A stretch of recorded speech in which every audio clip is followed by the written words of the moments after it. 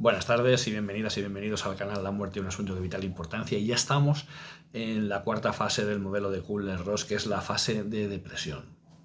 Habíamos hablado de que empezábamos con una fase de negación, una fase de negociación, ira, tercera, y luego pues la depresión.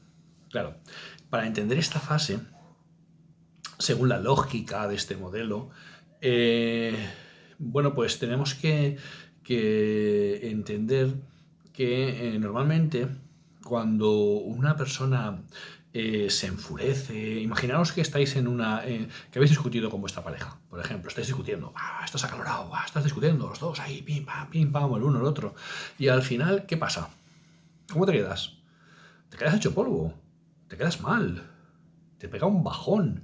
Después de ese subidón de adrenalina, en el que te vienes arriba y tal, luego te pega un bajón. Pues esta es la lógica, según Kubler-Ross, de la fase de depresión. Es decir, después de la aireación de sentimientos, de la lucha, de la negociación, de poner toda la carne en el asador, viene un momento de bajón.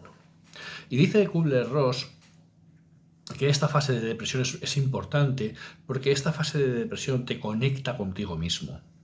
Mirad, para entender esta idea, es interesante que entendamos la depresión en sí misma. Y la depresión se ha llamado, mal llamada, pero se ha llamado la patología del egoísmo. Obviamente no es una patología del egoísmo, obviamente es una patología muy cruel, devastadora, que es una de las principales causas de suicidio. Es horrible. Quien haya pasado por un diagnóstico de depresión mayor sabe lo mal que se pasa, donde te retiras de todo, ¿vale? ¿Pero por qué se le ha llamado la patología del egoísmo? Pues se le ha llamado la patología del egoísmo porque uno se centra en sí mismo. Es decir, en el pensamiento de uno está el yo todo el rato.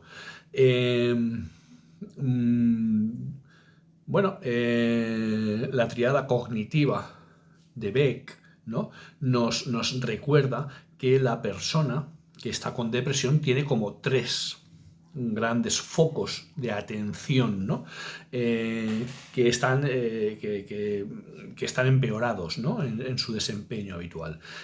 Cognitivamente, la persona piensa que yo no valgo para nada, o sea, uno mismo no vale para nada, yo no sirvo para nada, soy lo peor, soy una basura, no funciono, no valgo, no soy capaz, soy un mal padre, soy un mal hijo, soy una mala persona, no tengo capacidad, ¿vale? El yo está amenazado. La segunda parte de la tríada cognitiva de Aaron Beck es el mundo. El mundo es absurdo, el mundo no tiene sentido, el mundo no vale para nada, el mundo está en caos, el mundo no funciona, el mundo además y yo no conectamos, estoy fuera del mundo, ¿vale? El mundo no hay futuro, no hay un futuro esperanzador, yo no tengo futuro, el mundo no tiene futuro, el mundo no va a cambiar, yo no voy a conseguir que el mundo cambie. Y la tercera parte de la tríada cognitiva de Aaron Beck es el futuro. El futuro no existe. El futuro para mí no existe. Yo no tengo futuro. El futuro es desesperanzador. El futuro es más de lo mismo. El futuro es horrible. El futuro no tiene sentido, ¿vale? Entonces uno se centra en sí mismo, en su mundo y en su futuro. Por eso se le llama la patología del egoísmo. Pero dice Kubler-Ross que estas características se pueden aprovechar o tienen una función en el duelo, y es que cuando uno ha luchado, cuando uno ha puesto toda la carne en el asador, cuando uno ha intentado por todos los medios convencerse a sí mismo de que esto tiene solución, negociarlo, trabajarlo, y se da cuenta de que todo esto no funciona, uno se encierra en sí mismo, se guarda en sí mismo y entonces empieza a pensar en las cosas que son realmente importantes, ¿no? Y es cuando aquí se da la capacidad de madurar si realmente lo que he hecho con mi vida ha tenido sentido, donde se da el manejo más profundo de la espiritualidad, ¿no? De las cosas que tienen sentido. Y dice que esta fase, dice Kubler-Ross, que esta fase es una fase de transición entre las demás fases y la fase de aceptación. Bien, aquí tenemos que hacer un inciso muy importante que es muy importante que tengamos en cuenta. Y es que hay una fase de depresión donde la persona tiene este recogimiento, pero que no estamos hablando de un diagnóstico psiquiátrico de depresión mayor, porque cuando tenemos a una persona en esta fase de recogimiento, ¿vale?, que no quiere saber mucho del mundo, que no tiene interés por actividades lúdicas, que se encierra en sí mismo, que se queda mirando las paredes todo el día, tenemos que diferenciar si esto es una etapa de transición, algo pasajero, o si se tiene que abordar como una depresión mayor. Porque en el primero de los casos no se tiene que medicar, se tiene que manejar, se tiene que trabajar, la persona tiene que pasar por este periodo de adaptación, por este periodo, lógicamente, en el cual pues hay una amenaza contra su integridad. Imaginemos una persona que le han diagnosticado una ELA y está empezando a tener problemas ya de movilidad y entonces puede entrar en este periodo. Pero aquí el punto es cómo diferenciamos esto de una depresión mayor que requiere tratamiento.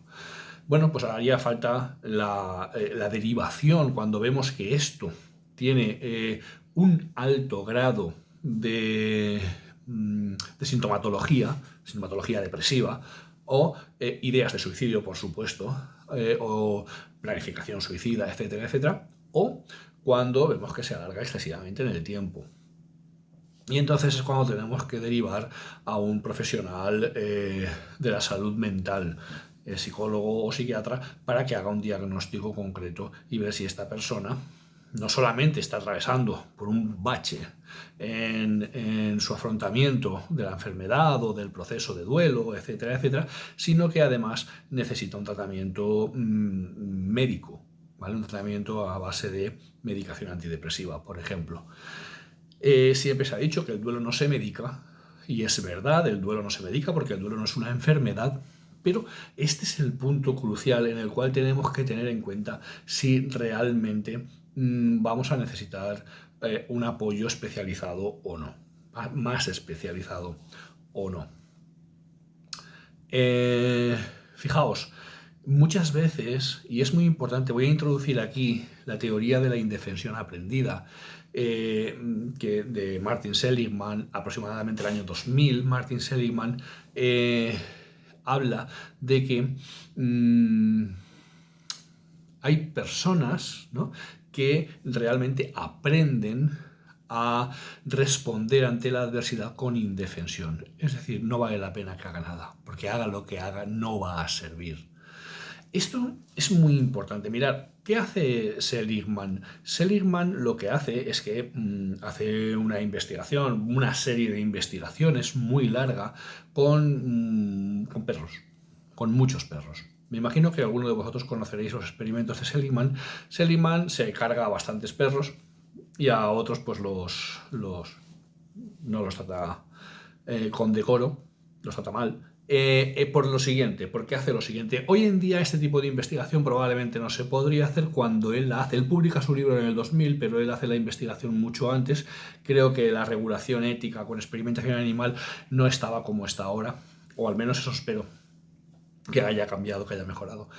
Porque él lo que hace es que coge a perros, ¿vale?, y crea una jaula que está electrificada. Es bastante grande, está electrificada, las paredes y el suelo, y en un lateral hay una puertecita de estas que se abren así, ¡pum!, y que el perro puede pasar, pero el perro no lo sabe, está camuflada. Y entonces produce una serie de descargas que incomodan mucho, molestan mucho al animal. Y entonces el animal empieza a saltar por allí, a moverse, hasta que... y lucha para escapar de las descargas que están por todas partes. Pero él lucha. Y porque es su instinto natural luchar contra las descargas. Cuando por casualidad, por azar, golpea la puertecita y la puertecita se abre, entonces el animal escapa y aprende que de sus acciones se puede derivar un resultado positivo. Es decir, si lucho, puedo escapar. Entonces voy a luchar hasta el final, porque puedo escapar. Eso es lo que aprende. En otra condición, otro experimento paralelo, él coge perros de idénticas características y lo que hace es que esa misma jaula sella esa puerta, por tanto por la puerta no se puede salir. No se puede salir y entonces el animal recibe las descargas, empieza a golpearse, pam, pam, por aquí, por allá, por aquí, y aunque golpee la puerta está sellada y no va a escapar. Entonces al final el animal no puede, Seligman corta en un momento dado el experimento y el animal aprende que independientemente de lo que haga, no hay resultado. Es decir, por mucho que me lo ocurre, la descarga no va a parar, no depende de mí. Bien, esto lo hace con muchos animales, una condición, la otra condición, con muchos animales. Y luego estos mismos animales, en un segundo momento temporal, lo que hace Seligman es que los vuelve a meter en la jaula y vuelve a darles las descargas. ¿Vale? Pero esta vez no hay puerta de salida. Y los perros, que en un principio habían logrado escapar, luchan y luchan y luchan y luchan y luchan y luchan hasta el final. Por eso digo que a veces Seligman se pasa un poco. ¿Qué ocurre con los segundo grupo de animales? ¿Qué pensáis que ocurre con el segundo grupo de animales? El segundo grupo de perros, que no habían tenido opción de escapar en la primera parte del experimento, entran en la jaula, Seligman les produce las descargas y ¿pensáis que los animales luchan? La mayoría de ellos no luchan. La mayoría de ellos se limitan a quejarse, a ponerse en un rincón, incluso algunos se tumban y se recogen en sí mismos, porque han aprendido que no hay nada que hacer. Y esto es lo que posteriormente Seligman nombra como la teoría de la indefensión aprendida. He aprendido a estar indefenso. Esto es un poco lo que ocurre en esta cuarta, según Kubler-Ross, fase del duelo, en la cual por mucho que tú has hecho, no has conseguido un resultado y entonces te limitas a quedarte parado, a quedarte pensando en ti mismo, a quedarte dentro de ti, ¿no? Sin embargo, esto mismo se aplica a muchas enfermedades que no tienen un final infausto, pero sí que por mucho que hagas, pues a lo mejor no consigues un control efectivo.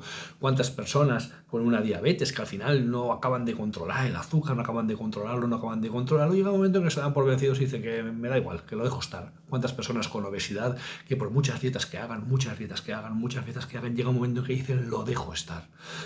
La rendición. ¿Cuántos campeones del mundo en algún deporte que han intentado volver a ganar esa medalla, volver a ganarla y no lo han conseguido, lo han dejado estar en un momento dado, aun teniendo posibilidades de ganarla? Bueno, pues esto explica un poco también esta cuarta fase de depresión que nos habla Kubler-Ross. La idea que yo quiero que nos quedemos es que en un momento dado deberíamos de contactar con un agente especial de salud mental, psicólogo, psiquiatra, para que evalúe a nuestro paciente si creemos que está encerrado en un círculo que A, puede ser peligroso para sí mismo, ¿vale? Y B, está limitando su calidad de vida extremadamente. Si observamos cualquiera de estas dos cosas y observamos que temporalmente esto tendría que evolucionar y no está evolucionando, deberíamos de aprovechar que existe este tipo de profesional para que evalúe al paciente y podamos seguir hacia adelante, porque el duelo no se medica, pero a veces sí que hay que medicarlo, o por lo menos la depresión derivada del duelo. Y esto ocurre también muchas veces con la ansiedad derivada del duelo. Algunas veces, normalmente no es necesario medicarla, pero en algunas ocasiones tenemos que discernir si la medicamos o no, porque a veces sí que es importante. Bueno, lo dejamos ahí y en la próxima vamos a hablar un poquito de la aceptación. Chao.